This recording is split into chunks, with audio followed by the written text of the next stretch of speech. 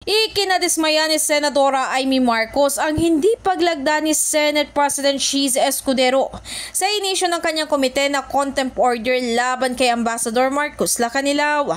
Ito ay matapos sabihin ni Senador Ronald Bato de la Rosa na tila very misleading ang mga pahayag ni Lacanilao tungkol sa kanyang papel sa naging pag-aresto kay dating Pangulong Rodrigo Duterte na siyang rason naman ng pagka-cite in contempt niya. Bago ito itinanggi ni Marcos na ugali niya ang pag-cite in contempt sa kanyang mga resource person. Hindi ako nag-contempt sa tanang buhay ko. Ayokong ginagawa yung ganyan. Kaya lang labis-labis naman ang pagsisinungaling, harap-harapan, may dokumento pa. Sa ngayon, hindi pa matukoy ng senadora kung magkakaroon pa sila ng ika-4 na pagdinig, bagamat nakukulangan umano siya sa mga taong dumalo sa kanyang pagdinig.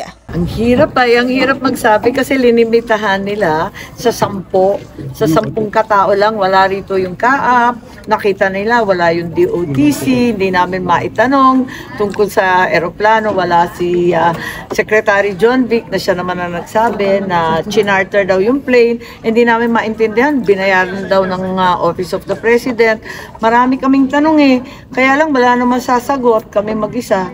Sa kabilang banda, iginiit naman ng senadora na harap-harapang pagsampal sa Senate Committee on Foreign Relations ang ginawa ni Escudero lalo na sa integridad ng institusyon na kanyang pinangungunahan.